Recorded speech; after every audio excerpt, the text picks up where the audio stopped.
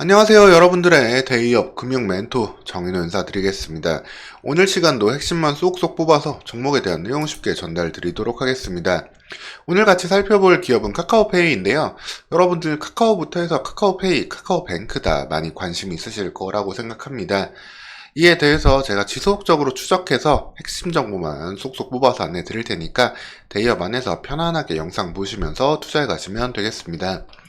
이처럼 데이업에서는 여러분들에게 도움이 될 정보들 전 종목에 대해서 담당 멘토가 맡아서 추적해서 안내드리고 있으니까 해당 영상들 여러분들 확인하시면서 투자에 도움되도록 활용하시면 되겠습니다. 카카오페이 시작하겠습니다. 기초적으로 카카오페이가 어떻게 돈을 벌고 있는지 이런 분석은 제가 영상 올려드린 거 있으니까 확인해 보시면 되시고요. 오늘은 최근 이렇게 살아나고 있는 카카오페이가 조금 더 상승 탄력이 있을지 이 부분에 대해서 현재 이슈들과 함께 말씀드리도록 하겠습니다. 카카오페이는 결국 결제 관련 종목입니다. 자회사인 카카오페이 보험이나 카카오페이 증권도 있지만 본업 결제 실적이 살아나야 되는 부분이 큽니다. 이러기 위해서는 우리나라 소비 심리가 사실 살아나야 되는 부분이잖아요. 근데 최근에 주가가 올라오는 부분은 좀 미국의 소비 심리 회복에 따라서 일정 부분 같이 기대를 받은 것도 있다라고 보시면 되겠습니다. 이 부분 좀 먼저 말씀을 드릴게요. 미국 같은 경우에는 블랙 프라이데이 때 정말 엄청난 소비가 나왔습니다. 사이버 먼데이에 사상 최대 124억 달러의 소비가 나왔고 전년 동기 전 대비해서도 10% 가까운 증가를 보였습니다. 정말 놀라운 소비가 아닐 수 없는데요. 미국 시장도 여전히 높은 이자율과 인플레이션에도 불구하고 미국 소비자들은 여전히 회복력이 있다라는 부분인데 이를 통해 가지고 미국에서도 이제 카카오페이 같은 종목들이 여러분들 있습니다. 어떤 종목들이냐? 크게 세 개의 종목을 볼 수 있는데요. 자, 그거 종목들 차트 흐름 보면서 말씀드릴게요. 이제 어퍼몰딩스라고 요즘에 제일 좀 결제 관련주 중에 가장 뜨거운 종목이 되겠습니다. 아마존이랑도 연동이 되고요. 주요한 결제 사이트들에 연동이 되면서 상당히 많이 관심을 받고 있는 그런 기업이 되겠습니다. 아마존, 월마트, 펠로톤, 아디다스 이런 데 더 결제를 하면서 기존의 페이팔이 아성이 제일 높았었잖아요. 페이팔을 좀 뛰어넘는 흐름을 보여주고 있고 그래서 페이팔 같은 경우에는 상대적으로 주가 흐름이 좀 더딥니다. 카카오페이랑 좀 흐름이 비슷하죠. 그리고 반대로 어펌 같은 경우에는 연중 신고가를 찍는 모습을 보여주고 있다라고 보시면 되겠습니다. 소비 회복에 대해서 정말 강력한 수혜를 받았던 어펌이고요. 블록이라고 이름이 바뀌었던 스퀘어 같은 경우도 상대적으로 좀 미진한 모습 보여주고 있습니다. 즉 미국의 소비 회복이 이제 일정 부분 투자 심리를 끌어올려주면서 특히 어퍼몰딩스에 큰 영향을 줬고 페이팔과 블록도 일부분 올려줬다. 근데 우리나라 카카오페이도 그 일종의 영향을 같이 좀 받았다라고 보시면 돼요. 차트 흐름 보시면은 확실히 비슷한 걸 확인할 수 있죠. 그러면은 중요한 건 카카오페이는 어쨌든 국내 소비가 많이 늘어나야 되는 부분이잖아요. 국내 소비가 어떤지를 한번 살펴보도록 하겠습니다. 국내 소비 같은 경우에는 아직도 좀 얼어 있어요. 종합경기 BSI 추이도 여전히 낮아 있고 불푸도 연말도 목록인 토비심리라고 하고 있고 소비자 심리지수 역시도 4달 연속 계속 하락하고 있습니다. 아직까지 국내 시장에서는 소비자들이 문을 좀 열지 않고 있는 상황이기 때문에 좀 금리가 인하되고 시장이 좀 풀려야만 카카오페이가 조금 더 결제에서 볼륨을 키워갈 수 있는 상황이다. 지금은 이제 미국의 영향을 좀 받았지만 아직까지 국내 환경은 좀 녹록지 않다라고 보시면 되고 이런 이슈 속에서도 그래도 개별적으로 조금씩 커져가는 이슈도 있어요. 11번가랑 제휴를 맺으면서 11번가 결제 볼륨을 한 10% 정도는 가져올 수 있는 그 토대를 마련했고 실제로 일정 부분 11월 달에 이벤트 데이 때 실적을 좀 거둔 부분도 있습니다. 이렇게 국내 소비 시장이 조금 살아나는 부분이 나온다면은 이제 글로벌 결제 업체들의 회복과 함께 카카오페이에 관련된 투자 심리도 같이 올라갈 수 있는 상황이다라고 보시면 되고요. 다만 카카오페이 같은 경우에는 목표가를 추정하기는 사실 상당히 좀 어려운 부분이 있어요. 실적 같은 경우도 계속해서 적자 기업이고 근데 이건 카카오페이만 그런 건 아니에요. 아까 말씀드렸던 지금 신고가 찍고 있다는 어퍼몰딩스 같은 경우도 실적을 보면은 어퍼몰딩스도 아직까지도 적자를 좀 보고 있는 상황입니다. 즉 이런 결제 업체들의 주가는 현재 가져가고 있는 총 결제 볼륨 TPV라고 하는데요.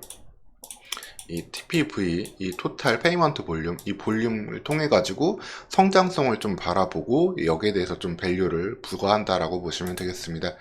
그렇게 보면 카카오페이 같은 경우는 일정 부분 국내에 볼륨이 있는 상황에서 추가적으로 그 11번가랑 제휴를 하고 있고, 또 하나 찾을 모멘텀은 두 가지가 있어요.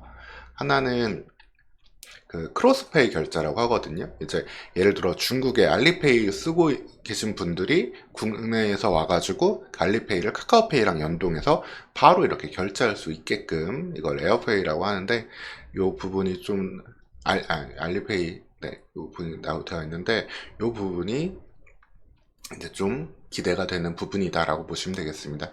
크로스페이 이제 결제라고 하고, 이 부분을 통해 가지고 추가적으로 결제 시장 볼륨을 가져갈 수 있겠습니다. 알리페이 플러스가 중국 및 일본 가맹점도 계속해 있고, 국내에 들어오는 외국인 입국자들도 계속 늘어나고 있기 때문에 국내 시장의 소비에 더해 가지고 외국인들의 소비까지도 좀 수혜를 볼 수 있다라고 보시면 되겠습니다. 그리고 대환대출 관련해서도 일정 부분 중개해주는 시장에서 또 역할을 할 수 있기 때문에 이런 부분들이 국내 소비가 다소 미진한 상황에서도 TPV를 올려줄 수 있는 요인이다라고 보시면 되겠습니다.